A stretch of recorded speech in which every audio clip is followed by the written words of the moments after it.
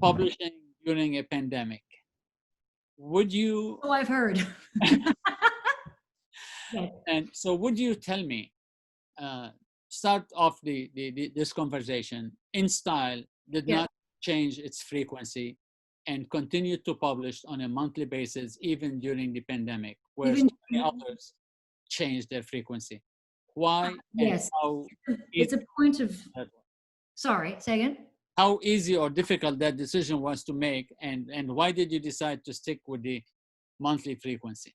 I think one, it was a business decision, you know, made by fiscal folks. That our strength is our consistency. But for me, it was, you know, as much as I had a sweat. I mean, I don't determine how often we publish, but for me, it was an editorial decision to be consistent, and also it became a matter of stubbornness and pride. Honestly, that we were kept going, you know, kept going. And even if sometimes my team would go giving me some accessories layout or something, and I'd be, what issue is this? What one's this for? And they're like, October. And I'm like, another one? Like, you know, we have, but it is a real point of pride for us that we have, that again, when we distill our job and our role, and regardless of all the frills and the ritual and everything in the fashion industry, we are journalists. And as a journalist, you should have some sort of hunger to be involved in the conversation that's happening, period, at any time, at the best of times, the easiest of times.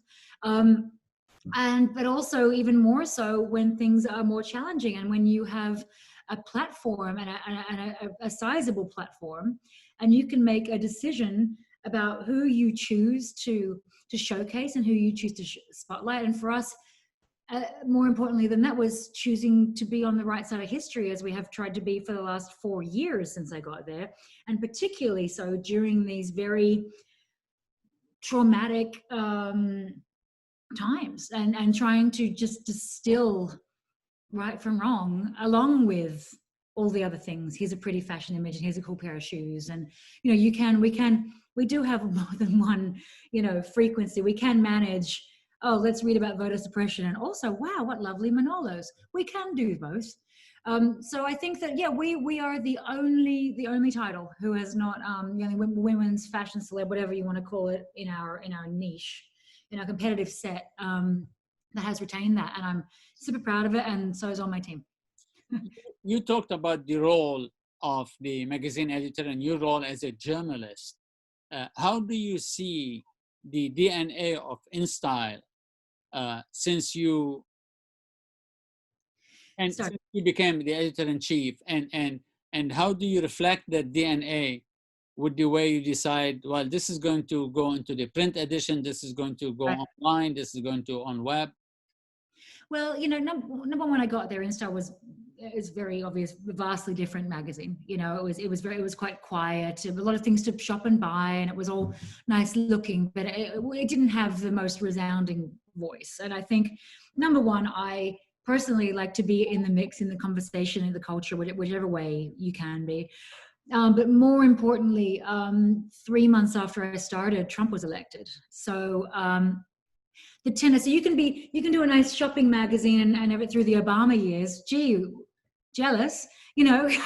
But and that's a different scenario. But when something changed like that, and it changed the tenor of this country and globally, we can't stick our head in the sand or just be like, here's a lady in a ball gown. Like, you just can't, because we are media. So I made a pretty early decision to, you know, again, to respect the readers that come to go shopping, and you can buy, there's tons of things to buy in there, and I mean, I think our research says that women buy like 10 things per issue or some crazy thing. So that's great, but that's the baseline. I mean, that's having things to buy, and a pretty fashion image is the baseline of this brand, and actually the more straightforward and easiest part to achieve. How you then maneuver, have that baseline, and so you don't, you know, so your shopping ladies are still there, and then marry it with reactivity and currency and a point of view and a voice. That's what we, started to do, and what we've done, particularly in the last, where are we? How long have we been in this COVID? In the last 8 months, and it's sort of crystallized what we've been doing the whole time, and nothing has been forced. Nothing's been, I said this to you before, premeditated. Like, oh, we need to get a platform for women. Like, what is it? Let's empower women. I hate that word.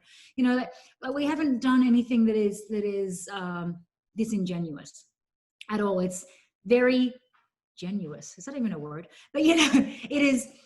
For better or for worse. Where we feel on things, and that we're part of the conversation, and what has and it's funny, I wrote an editor's letter about this in the November issue, about being told to stay in your lane.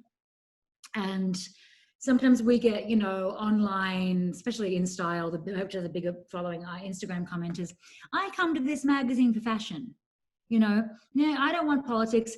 And I'm like, but that's not the world. Like we're not, it's not C-SPAN. but you can, I give credit to women for having a whole lot of different levers.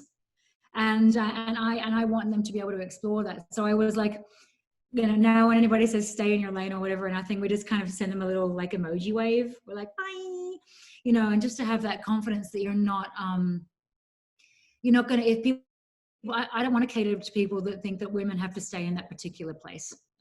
They can go somewhere else. So you're really a different type of an editor then, that by hearing what you just said, you don't believe the magazine is just like an escape from reality, or a fantasy, or a serviceable fantasy, but you have a bigger role. It can be all of it. It can be all of that. I mean, for example, I think a way to illustrate reality plus fantasy plus community would be the cover we did in Brooklyn in the apartment building, which had all these artists that lived together in an apartment building, and I wanted to replicate that beautiful Ormond Gilly picture, Girls in the Windows, from 1960-ish, I think it was. And that is one of my favorite fashion images, and it's an image that makes me swoon. And I, of course, during a pandemic was like, okay, let's see if we can do this, recreate this. And my team was like, okay. But what we did create was a beautiful fantasy-like image, that had an incredible composition, color, but everybody's wearing fashion, but it said so you can look at it on that level, but for me, the value of it was the sense of community in New York City that it showed. So you can go on that and go, oh my God, I love that Gucci dress she's wearing in the front of the picture. Or you can read into it all the other things. And I think isn't that the most gratifying thing, to be able to find something in a story that you want out of it, and for me to be able to get that, because I love a beautiful fashion image more than anyone. I really do. But I also like fashion that lives in the world, and you can tell who's in the world and who isn't. And I'm stoked that it was last week. A week before we got we were honored by the Adweek hot list for design and photography. In the company of the New Yorker, the Atlantic.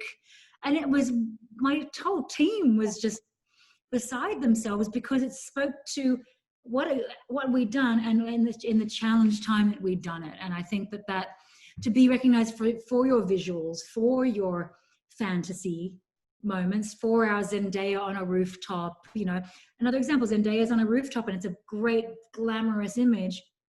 The team's all Black. The fashion's all Black designers. There's so much more that comes with that gloss. So, vitamin in the honey. Well, congratulations, by the way, on the Adweek recognition. So tell me, as you differ from like some other editors in terms of like, bringing the community and the DNA and the fantasy and the service all together. Mm-hmm. Where do you feel you have your bigger impact or your bigger bang for your money? Is it on the printed edition, or on your web, or on your social media? And how do you reach those decisions that right. This image of the window, this will make a nice, great cover, as opposed to like an Instagram? I think, hopefully it works on a number of different levels, but a good example of something that that was a print. I don't know if I mentioned, sorry if I'm repeating myself, but the cover we did with Dr. Fauci, which was a newsy reactive cover, has been responsible for the biggest web traffic we've ever had, the most highly trafficked cover ever. It's like 4 billion impressions, bigger than like Jennifer Aniston, and that's saying something.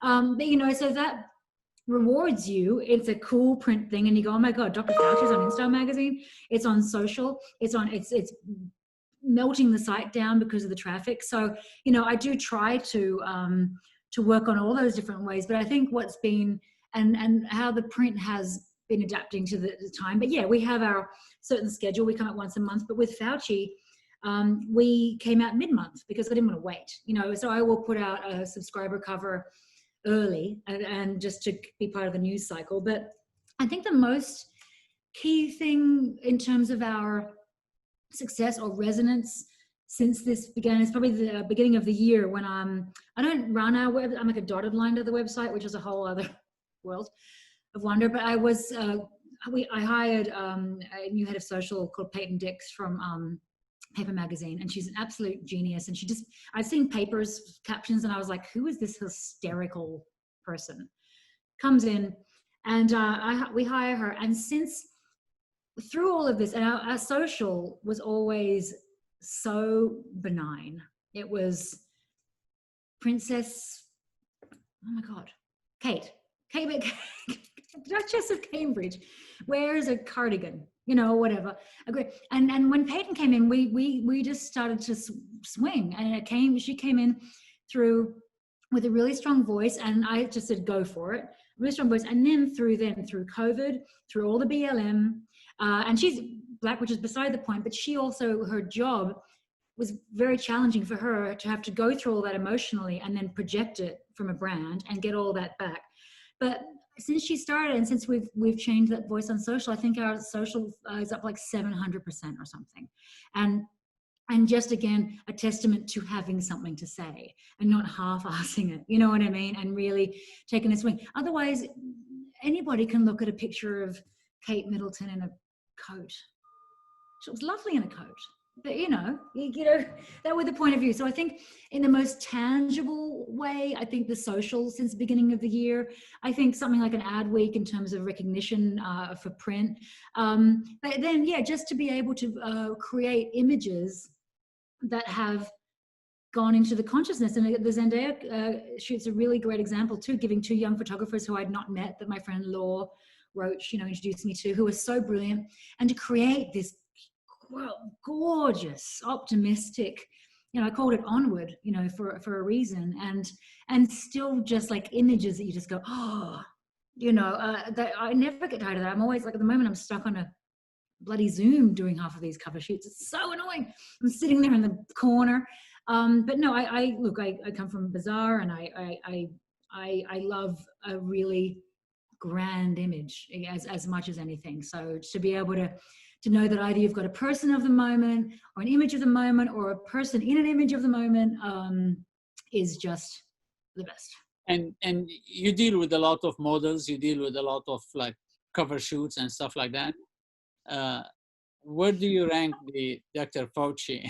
Say again? Well, I didn't actually go, unfortunately. He was when did we shoot him? June. So we sent a young news photographer over there, and I did actually my concept. It's so dumb. Oh God, I call it the Biden, which is just put a senior in sunglasses. I did it with Joe, like Joe's the Ray-Ban picture, and I was like, we just asked Dr. Fauci to put on his sunglasses, and I think he had like Oakleys or something. But it's a quick thing, and it's sort of, it's sort of less expected, which I liked about that. So I was like, we sent this young guy off. He absolutely killed it. He took a great image of Dr. Fauci and his wife, and really sensitive. And another image I'm really proud of in that, which obviously didn't get as much play as the cover, but they've been married a long time. And I wanted them as a couple because how sometimes you see pictures of older couples and they're quite formal. I wanted him to like have his arm around her like they were like teenagers, and so they had a lovely intimacy to it that I thought was interesting. And that's what I'm always trying to do is take an idea of someone and twist it a little bit and make it look a little bit fresher. Well, I mean, Laura, I mean, when I talk with editors of less serious magazines or more serious magazines, there's always this seriousness about their job. Yet you practice journalism with fun. And what makes you tick? What makes you click? No, I think, you know what, I think I'm I think maybe the most fulfilling thing for me, or what makes me tick, is people. I think the most gratifying thing about this job is what it's changed, and well, the more recent moment I'll get into, but I think in its baseline is working with people I admire, having them show up for us in any way is also, so sometimes I'm like, oh, and executing an idea that I've had together, and to have that trust, and to really, really collaborate, and then hopefully put an image and a story out into the culture that really, really says something, and then that is significant. But I can surf on, you know, a great story or some attention we got on a cover or a Fauci or whatever it is, for weeks. You know, it's like giving yourself a little booster, and we're lucky that we have the schedule that we're always putting work out there. But yeah, and in a more serious way, the last few months as a journalist, you know, because we're always fashion magazine, celebrity, whatever, you know, magazine this is, we faff around a lot. We travel, we go on appointments with advertisers, we do a lot of press stuff, and because that hasn't been the case, it's just the distillation of the role, and how hopefully helpful you can be to people, you know, through this time, has been what I've really loved. And, you know, and in other times, like I've just started doing a podcast, but you know, I've done an odd bit of TV, and there's talk about all these other things. But it was interesting. I'm very focused on putting out this magazine and this brand right now, because I feel it's more important than it's ever been. I'm not saying in the scheme of things, InStyle, you know what I mean? But for me and what we're able to do, I feel so profoundly committed to it, and I know my team does, and the reward of that is like nothing else. Is there a stumbling block? Is there something that is prohibiting you of doing like 100% of what you want to do? Or I mean, just the mechanics of magazines generally, your page limits, your budgets. But we're pretty good with budget. I've never been someone going, it's not enough money. I came from Harper's Bazaar. We had to hustle. I come from Australia. We had to really freaking hustle. So, you know, I remember when I'd be like, you spend that much on a cover shoot? You don't need to do that. So it's just certain limits of corporate stuff, of course. I mean, you know, that you want to do. But no, I think I must say, credit to my bosses, they're really pretty chill. The magazine's doing well.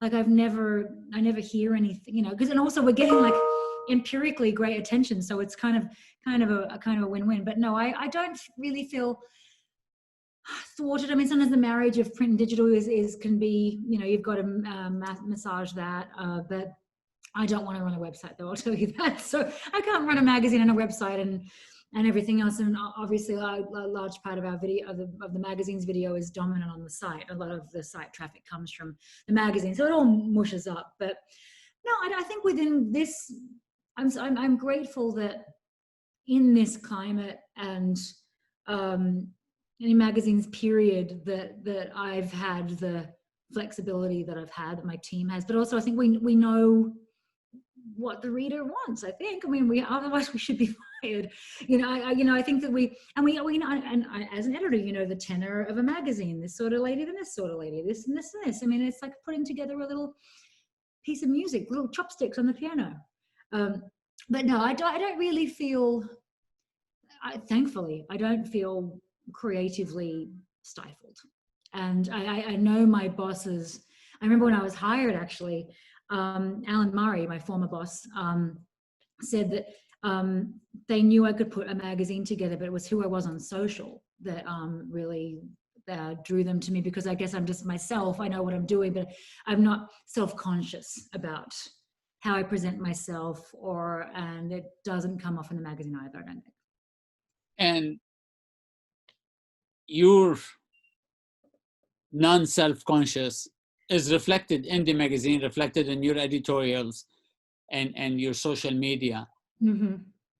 As you continue to mainstream the magazine even more to reach a wider, bigger audience, does this come natural with you, or you have to make like some tough decisions to make this happen? No, I think, I mean, you know what's interesting? Our website really, when I got there, I was surprised that it had come, was sort of coming from behind. Like, I actually thought our website should have had a bigger audience when I got there. And so that's been an uphill climb, and the site director, last two site directors, have done a great job, and it's on the up and up. So that's been funny. It was like the website had jet lag, you know, because it was this kind of benign place, and they didn't even, when I first got there, they didn't use like street style pictures, or it was just so weird. It wasn't like in the world. So I think that we've been like underdogging, you know, from that angle, but it's not of late because we've been getting so much attention. But I think again the performance of the social and the audience that's reached, and even in the sort of micro way, I think the Instagram, since Peyton's gotten there, since we've got this new strategy, is up like almost 500,000 in a year, you know. So that's people, you know. I mean, that's where you're going to get, you know, you're going to get 500,000 more Instagram followers. You're not going to get 500,000 more subscribers in under a year, are you? And I don't care where the reader is. I don't care if it's opening it up like this with a chocolate bar, or clicking on an Insta link, or Snap, or what. I am not precious. So if you and I are having this conversation a year from now, Yes. what would you tell me that Miss Brown have accomplished um, either during or after the pandemic? Ms. Brown will be lying down. No. I think that's a good question. Ace reporter. I think I work with sincerity, creativity, and decency. That is all too rare, or has been all too rare in the culture at large. That is sometimes not so visible in an industry that is so often resting on its laurels. And it got pulled up by its bootstraps, obviously, over the summer, but we were already there. So I think what I'm most proud of is, yeah, all of that, but also consistency. I have not had to pivot. You know, we have not had to pivot. I think it infers that you were on the wrong track, doesn't it? So I think we've been on the right track. So I think potentially that consistency and enthusiasm for people, and excitement to put something out into the world. And I hope to also be able to say that for my whole career, whether it's a year from now or 30. So before I ask you my typical last questions, anything else you would like to add? I failed to ask you about InStyle or about. I don't know. I yapped on so much. It's great. Everyone should subscribe and click. No, I don't. I mean, I think that anything that I haven't said, I really hope is apparent when you read it. I really do.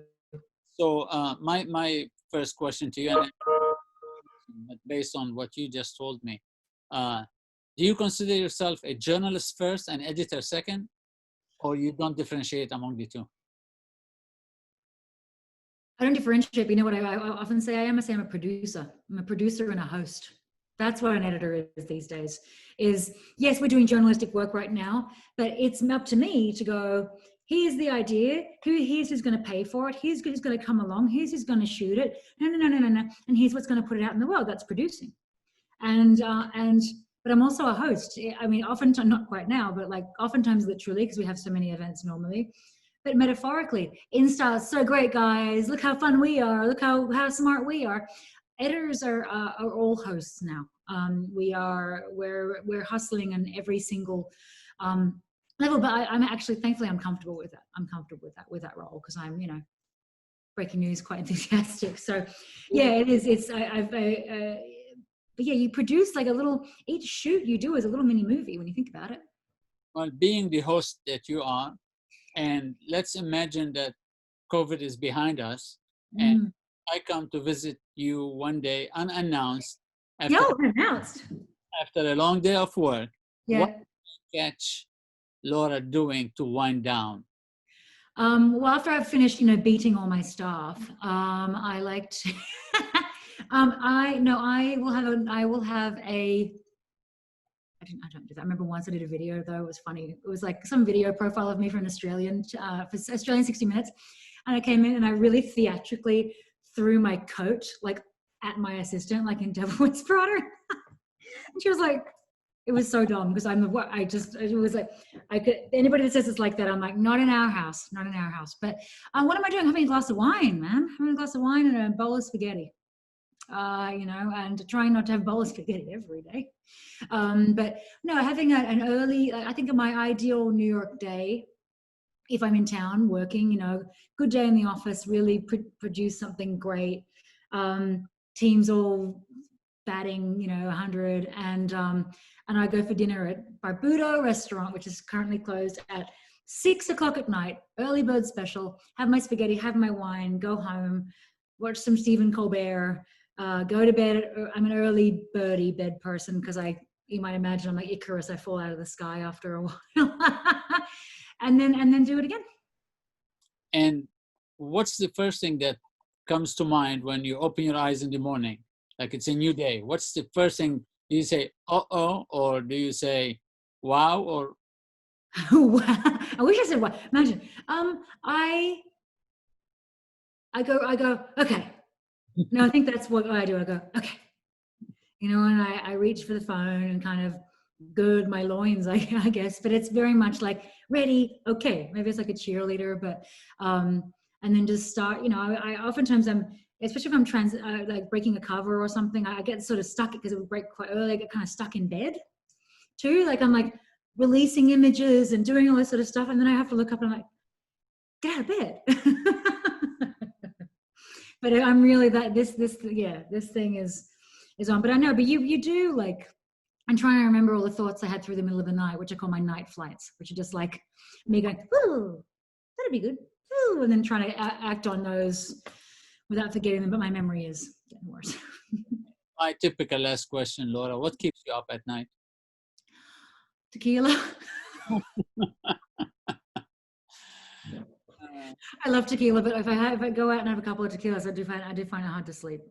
Now, my tequila and my own brain. My brain takes a lot of time to calm, as I think any editor's brain would.